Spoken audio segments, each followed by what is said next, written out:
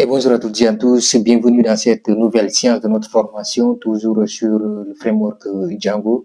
Donc, on avait vu dans la vidéo précédente ici, donc comment configurer les fichiers statiques ici sur le framework Django. Donc, dans cette nouvelle vidéo, on va essayer de faire une analyse approfondie ici de l'ORMP ici Django. Donc, dans cette vidéo, on va découvrir ici donc les principales ici, ou bien donc les principes fondamentaux ici donc de l'ORM ici Django. Donc, son architecture ici, ces modèles ici, ces avantages pour, par exemple, une gestion efficace ici des bases de données. Donc, les ORMP ici, donc, c'est ce qui va nous servir ici, donc, à écrire ici ou bien à voir ici nos bases de données. Donc, ici, sans plus tarder, donc, on va voir ici une introduction de quelques minutes. Ça ne va pas ici durer. Donc, dans cette vidéo, on va pas faire de la pratique. Donc, ça va être la théorie afin que vous puissiez comprendre. Donc, dans les vidéos qui vont suivre, après, on verra ici comment pratiquer, comment ici créer nos bases de données ici à partir ici de l'ORM. Donc ici, donc introduction ici à l'ORM. Donc qu'est-ce que c'est qu'ici l'ORM ici Django. Donc l'ORM Django ici est un outil ici permettant ici de gérer ici des bases de données avec voilà donc des objets Python. Donc ce sont des objets ici Python qui vont nous permettre ici de créer ici donc nos bases de données. Comme vous le savez ici, Django est un framework ici donc réalisé ou bien donc développé avec le langage de programmation Python. Donc tout ce qu'on va travailler ici, c'est sous forme ici donc de Python. Donc ce sont des objets ici donc de Python qui vont nous permettre ici de créer ici donc voilà donc nos bases de données à travers ici l'ORM. Donc manipulation ici des objets. L'ORM ici va permettre ici aux développeurs de manipuler ici facilement ici donc en utilisant des objets Python. Donc l'abstraction ici est SQL. Il offre ici une abstraction sur SQL expliquant ici donc simplifiant ici ainsi bon les requêtes et la gestion ici des données, les développements ici intuitifs. Donc cette approche ici rend le développement plus intuitif, donc permettant ici une meilleure productivité, donc rapide de développement. L'utilisation ici de l'ORM ici accélère le processus de développement des applications. On a ici fonctionnalités avancées. Django ORM propose des fonctionnalités avancées comme par exemple la migration et les relations entre les bases de données. Donc c'est possible de faire cela.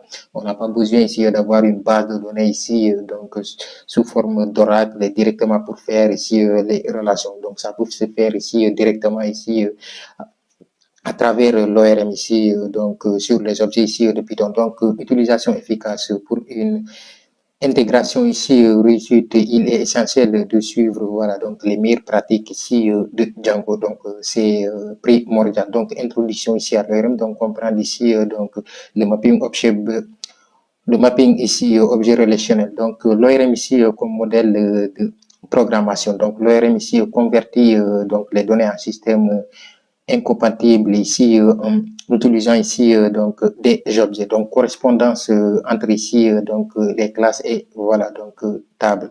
Donc on aura ici donc des classes ici qui vont représenter ici qui vont être ici nos tables. Donc si on va créer ici donc une table, donc on va utiliser ce qu'on appelle les classes.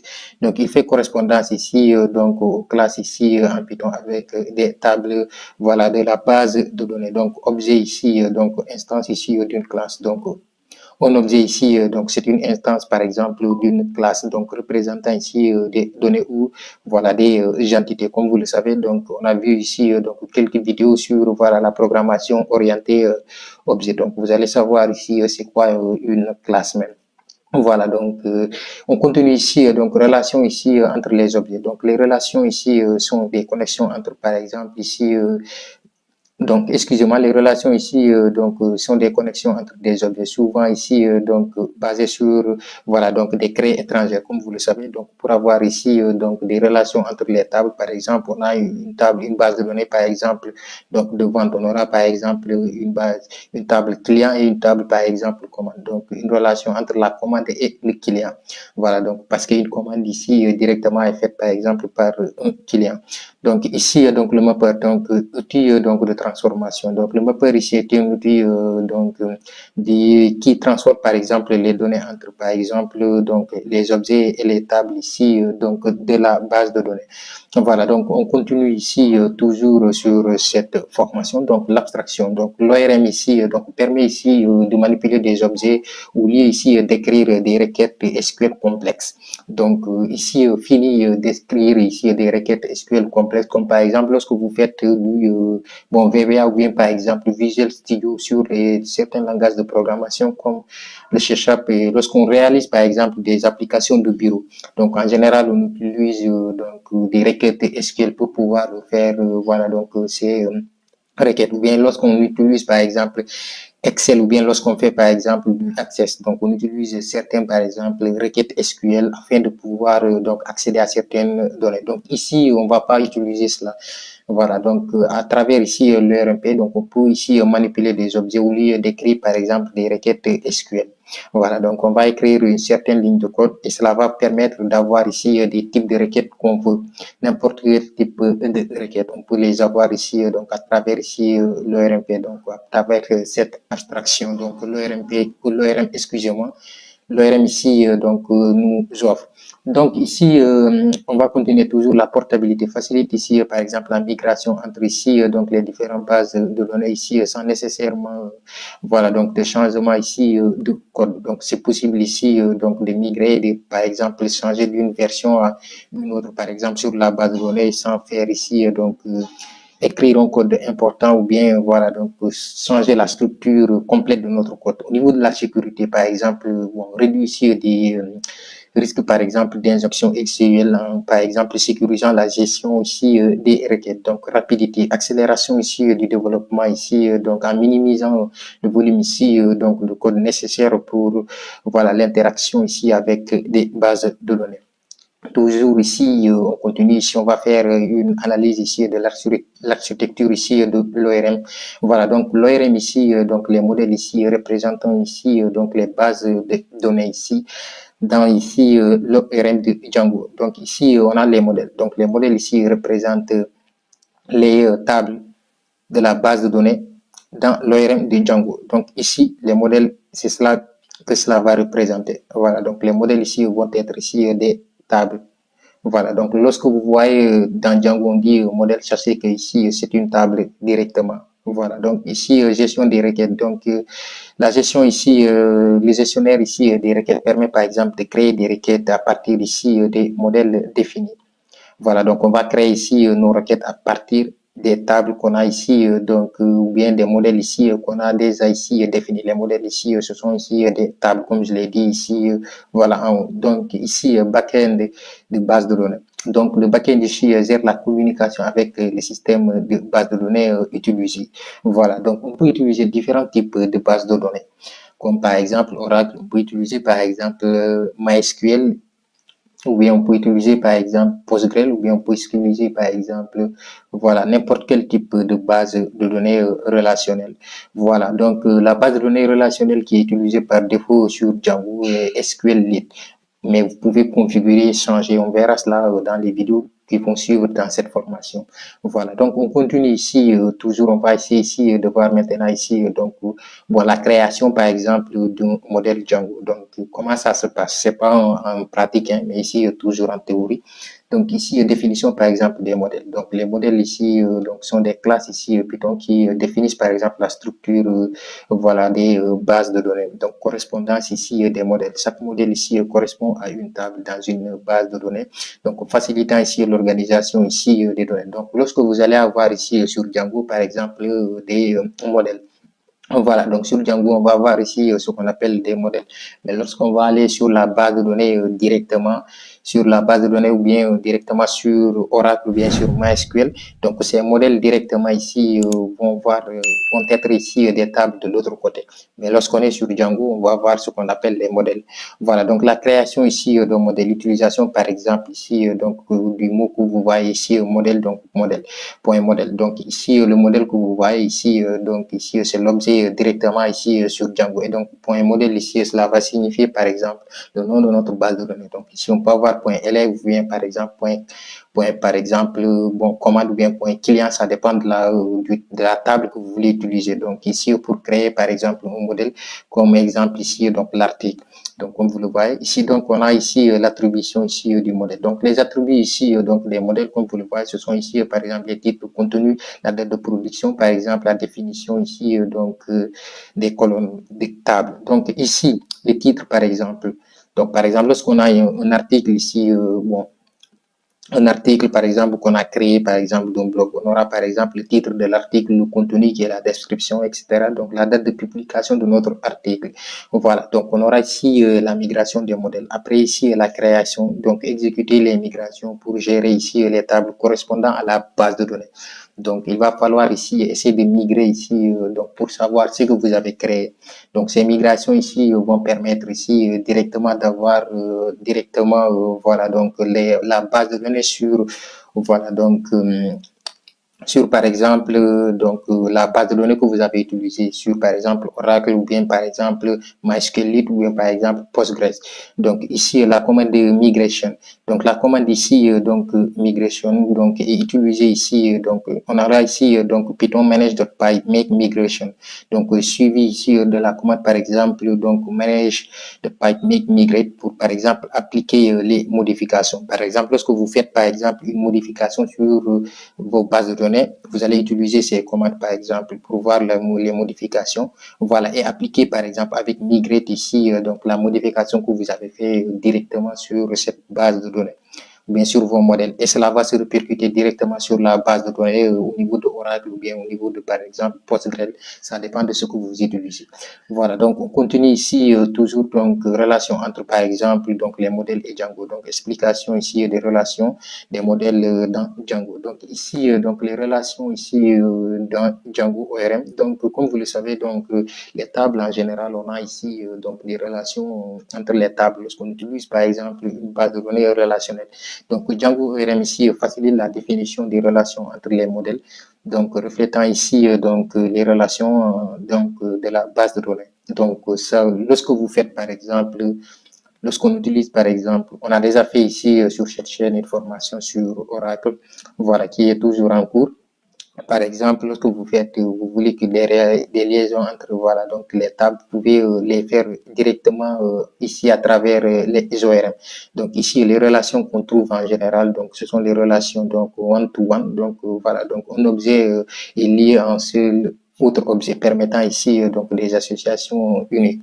Voilà donc c'est possible d'avoir cela. Donc les relations ici one to many. Donc un objet ici peut être lié à plusieurs objets utilisant par exemple ici donc une hiérarchie, comme par exemple bon, un client peut faire par exemple plusieurs commandes. Donc comme vous le voyez, donc un client ici voilà donc l'objet ici donc client donc peut faire par exemple plusieurs commandes. Donc comme vous le voyez, donc un client peut faire une commande A, une commande B et une commande D.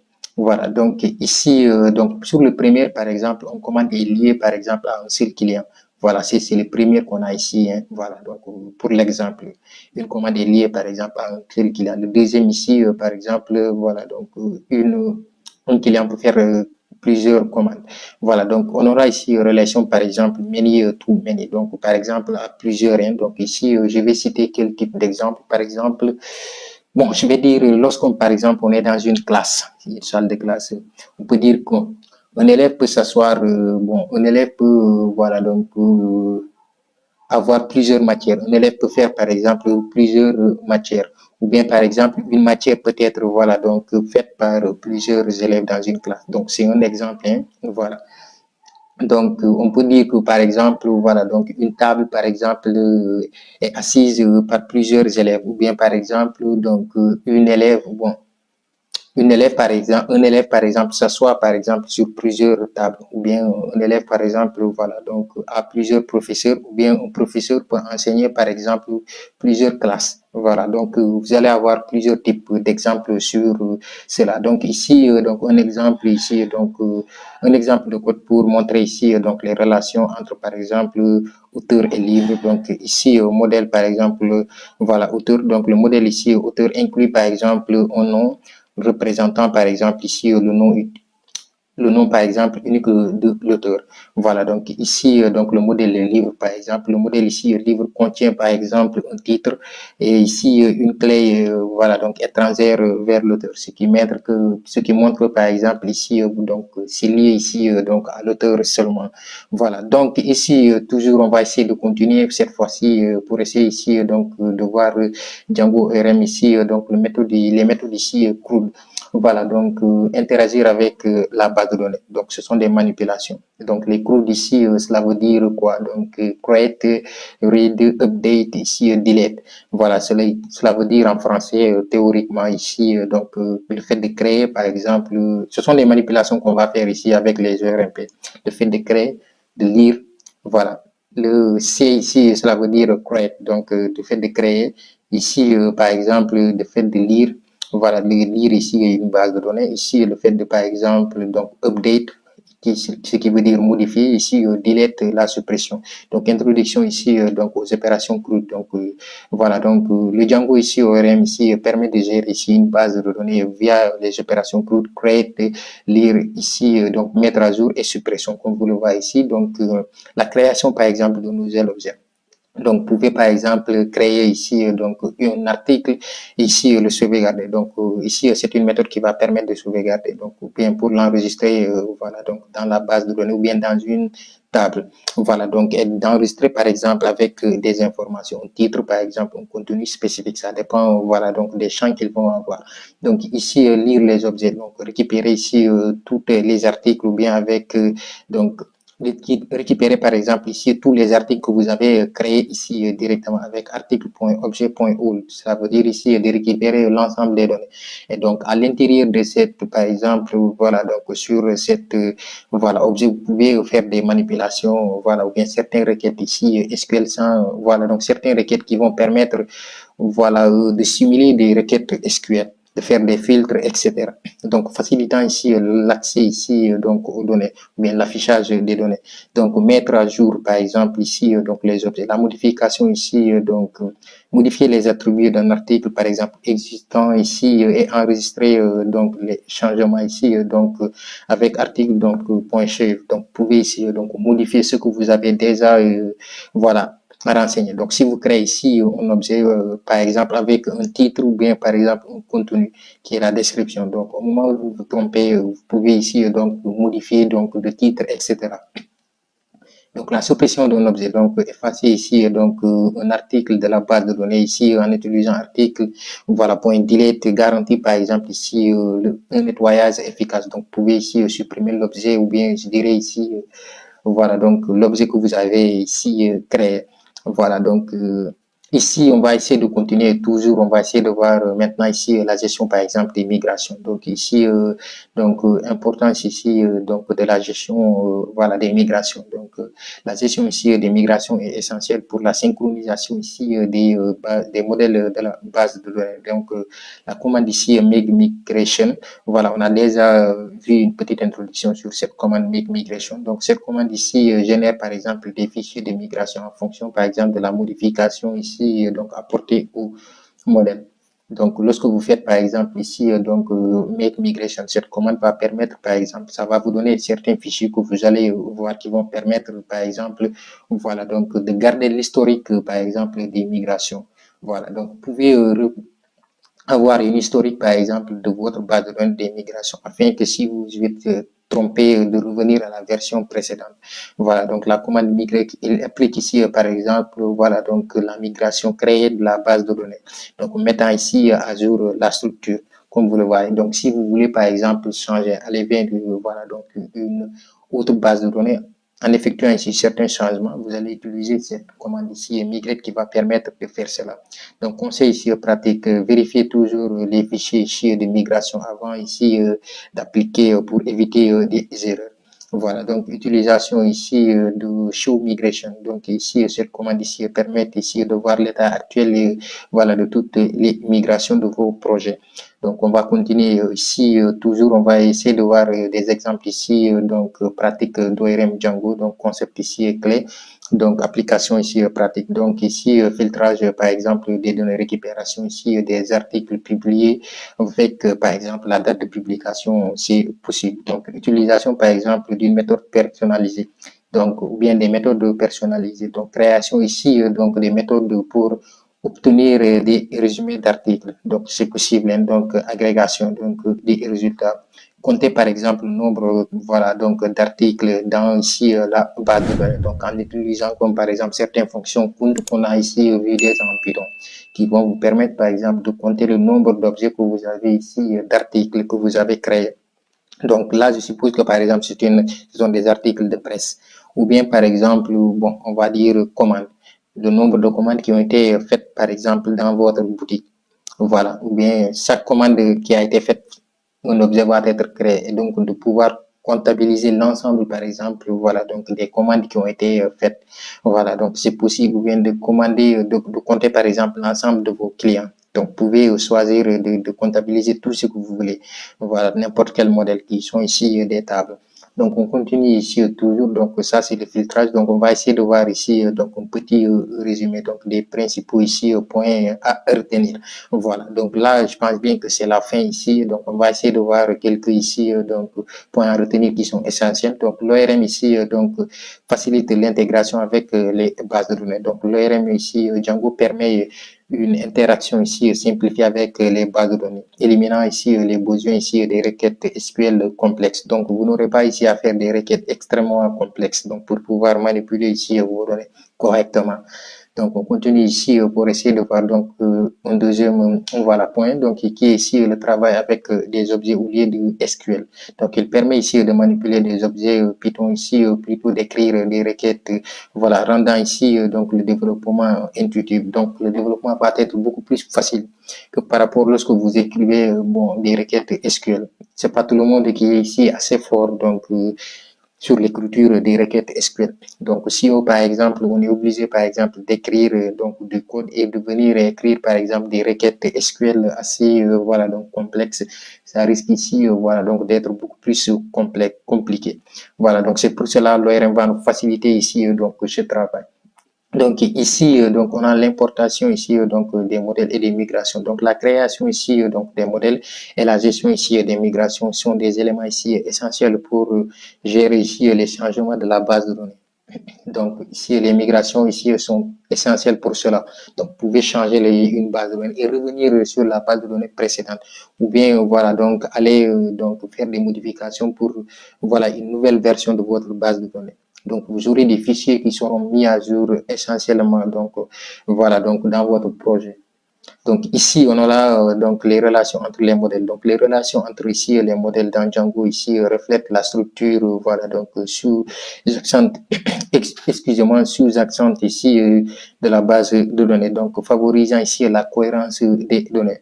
Donc, ici, on va voir tout, voilà, donc les relations donc qu'on a par exemple lorsqu'on utilise une base de données relationnelle. Donc, atout de sécurité de l'ORM. Donc, l'ORM ici donc offre des fonctionnalités de sécurité intégrées, protégeant ici les données contre les injections SQL et les vulnérabilités.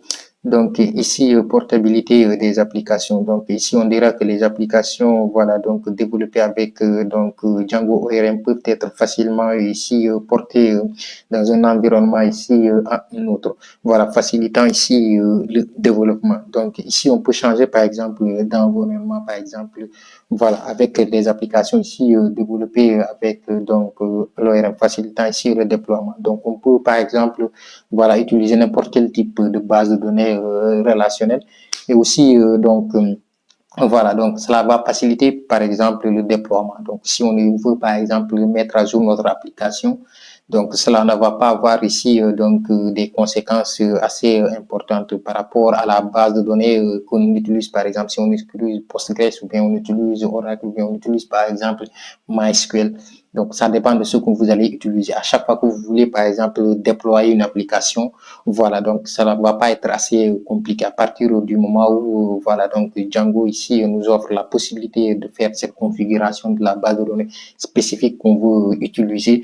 Donc ça n'aura pas ici de problème avec voilà donc le déploiement de votre application. Donc, je pense bien qu'on va s'arrêter ici. Ça a été un tout petit peu long. Donc, c'est une petite introduction ici qui va permettre ici d'avoir une idée de c'est quoi l'ORM ici. Voilà, c'est quoi ici donc l'utilité d'utiliser ici les ORM. De toute façon, ici sur Django, on utilise ici les ORM. Donc, ici, chaque base de données ou bien chaque ici framework, autant pour moi ici, donc voilà, a ses spécificités. Donc, sur Django ici, on utilise ce qu'on appelle Django ORM. Voilà, donc je pense bien qu'on va s'arrêter ici. N'oubliez pas de vous abonner, d'activer la cloche de notification pour ne rater aucune de nos prochaines vidéos sur cette formation consacrée à Django. On se dit à très très bientôt.